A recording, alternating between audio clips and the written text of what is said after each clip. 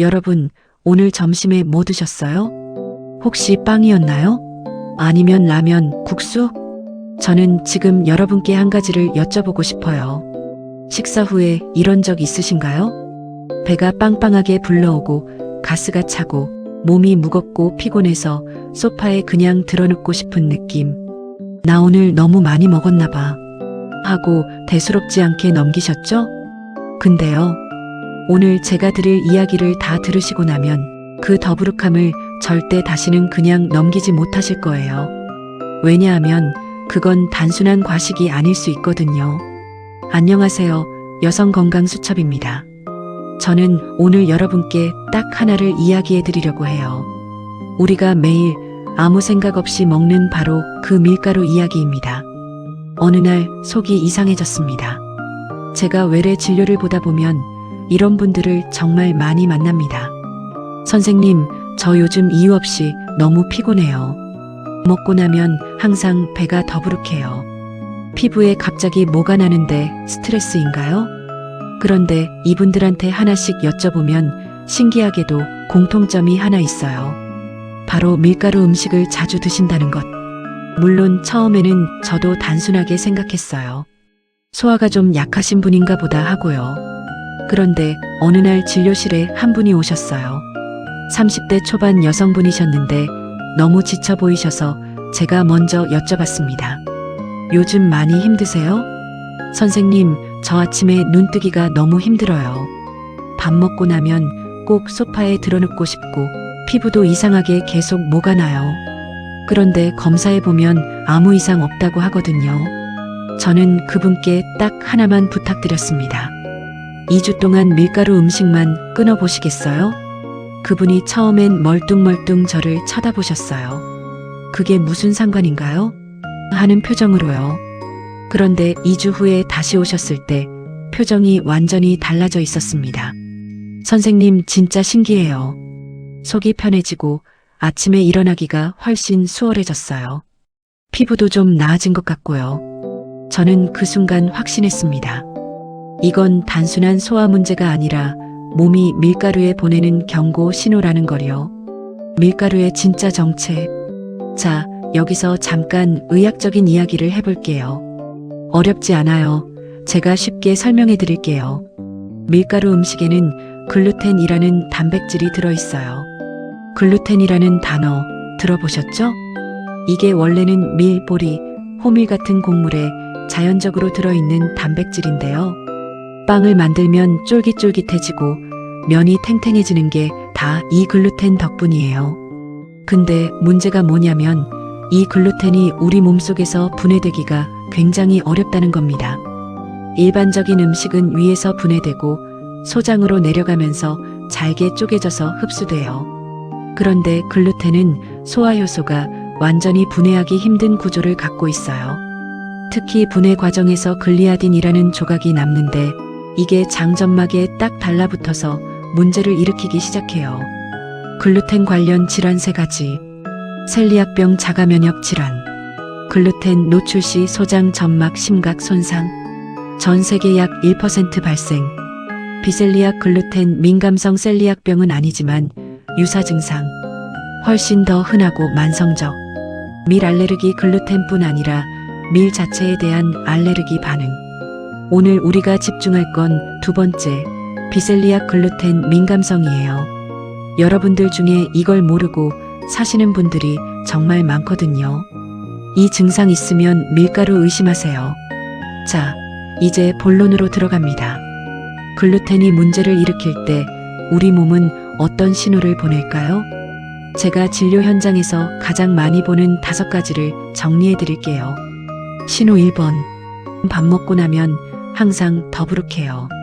가장 흔한 신호입니다. 밀가루 음식을 먹고 난 뒤 배가 꽉 찬 느낌, 무겁게 가라앉는 느낌. 글루텐이 완전히 분해되지 않은 채로 장에 내려오면 장 운동이 느려져요. 소화 속도 자체가 뚝 떨어지는 거예요. 중요한 건 이거예요. 많이 먹어서 더부룩한 게 아니라 음식 종류 때문에 더부룩한 것일 수 있어요. 신호 2번. 배에 가스가 자주 차요. 글루텐이 제대로 분해되지 않으면 장 속 세균들이 이 미철이 덩어리를 발효시켜버려요. 발효 과정에서 이산화탄소, 수소, 메탄가스가 장 안에 쫙 차게 돼요. 배가 빵빵하고 소리가 꾸르륵 나고 심하면 옆구리나 아랫배가 찌릿찌릿 아프기까지 해요. 만성적으로 반복되면 과민성 대장 증후군으로 발전할 수 있어요. 신호 3번 먹었는데 왜 더 피곤하죠? 식사 후 피로는 자연스럽지만 밥을 먹고 더 지쳐서 아무것도 못하겠다면 다른 이야기예요. 글루텐으로 인한 장 염증이 지속되면 영양소 흡수가 제대로 안 돼요. 같은 음식을 먹어도 에너지를 제대로 못 뽑아내는 거예요. 면역 반응이 계속 켜져 있는 상태 몸이 비상 상황이라 에너지를 쏟아붓는 거예요. 자도 피곤하고 혈액 검사 이상 없다면 장을 한번 의심해 보세요. 신호 4번 갑자기 피부가 이상해졌어요. 의학계에서는 이걸 장 피부축이라고 불러요. 장의 상태가 피부에 직접적인 영향을 미쳐요. 장에 염증이 생기면 염증 물질 사이토카인이 혈액을 타고 온몸으로 퍼져요.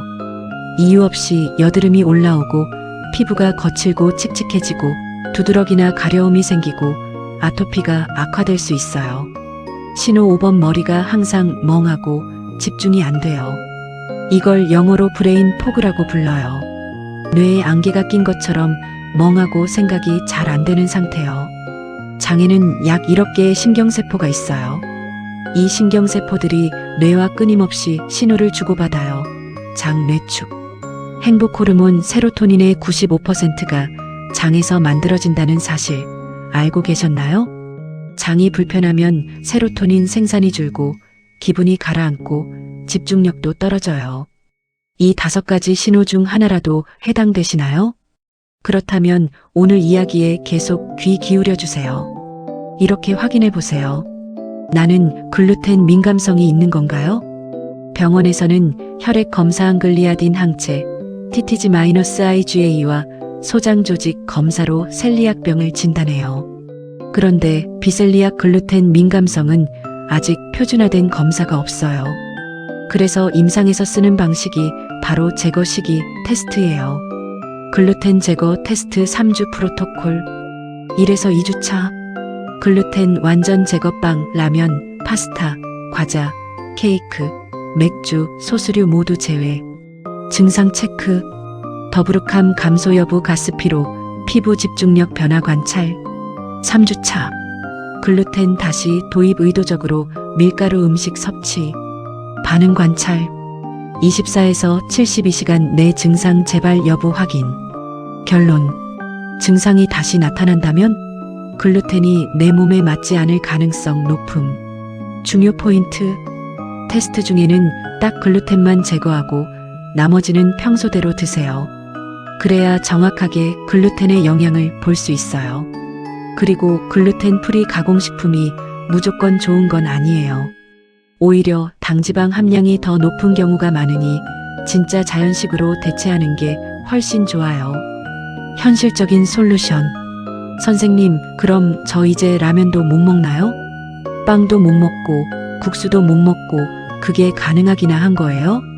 안심하세요. 무조건 끊으라는 게 아니에요. 스마트한 대체 전략. 라면이 먹고 싶다면 쌀국수, 당면, 얼큰한 쌀떡국으로 대체.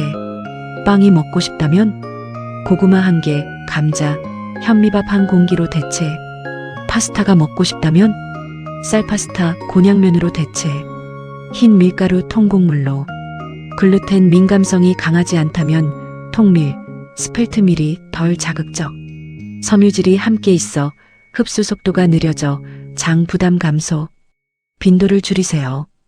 매일 주 3회, 주 2회로 줄이는 것만으로도 몸이 확연히 달라져요. 극단적으로 끊는 것보다 조절하는 것이 훨씬 지속 가능.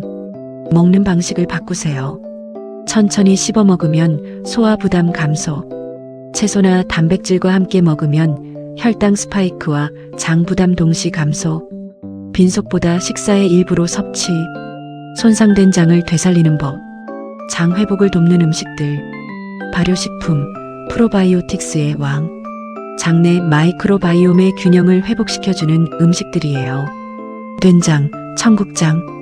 김치, 플레인 요거트, 캐피어. 한꺼번에 많이 드시면 오히려 가스가 더 차실 수 있어요. 소량씩, 꾸준히가 원칙. 프리바이오틱스, 장세균의 먹이. 양파, 마늘, 대파, 바나나 덜 익은 것. 귀리 글루텐 무함유 제품으로. 아스파라거스, 치커리. 장점막 회복 영양소. 아연, 굴, 소고기, 호박씨 장 점막 세포 재생. 중요한 건 딱 하나, 내 몸이 어떻게 반응하는지 아는 것이에요. 스마트한 대체 전략. 라면이 먹고 싶다면 쌀국수, 당면, 얼큰한 쌀떡국으로 대체. 빵이 먹고 싶다면 고구마 1개, 감자, 현미밥 1공기로 대체.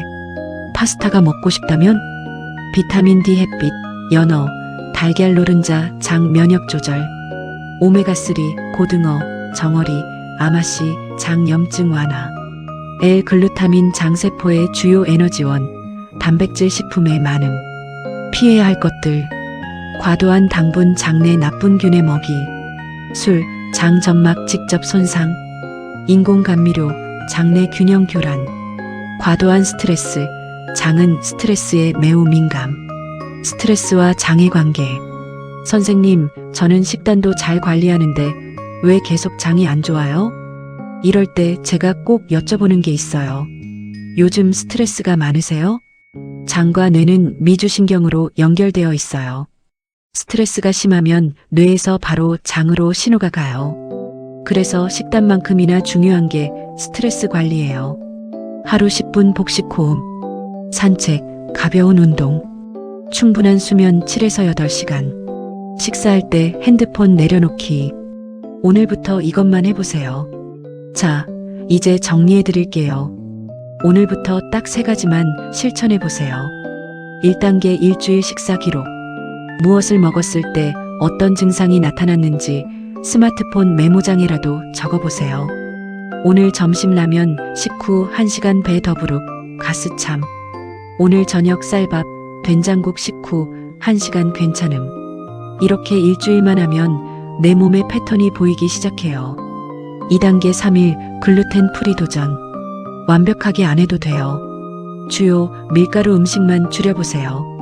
쌀파스타, 곤약면으로 대체. 3일 후에 몸이 어떻게 달라졌는지 느껴보세요. 3단계 장을 위한 음식 하나 추가. 매일 플레인 요거트 하나 또는 된장국 1그릇 또는 김치 1접시. 이것만으로도 장 환경이 달라지기 시작해요. 자, 오늘 이야기를 마무리할게요. 저는 오늘 여러분께 무섭게 이야기하려고 한 게 아니에요. 사실 많은 분들이 몸의 신호를 너무 가볍게 넘겨요. 오늘 많이 먹어서 그래. 원래 이렇게 피곤한 편이야. 나이 드니까 그런 거겠지. 근데요, 몸은 거짓말을 안 해요. 더부룩함이 반복된다면 메시지예요. 피로가 만성적이라면 신호예요. 피부가 이유 없이 이상하다면 장을 봐야 해요. 밀가루를 끊으라는 게 아니에요. 내 몸에 맞는 방식으로 먹으라는 거예요. 그리고 그걸 알기 위해서는 지금부터 몸의 목소리에 귀를 기울이셔야 해요. 오늘 영상이 도움이 되셨다면 저장해 두시고 구독과 좋아요 꼭 눌러주세요. 여성건강수첩이었습니다. 오늘도 건강하세요.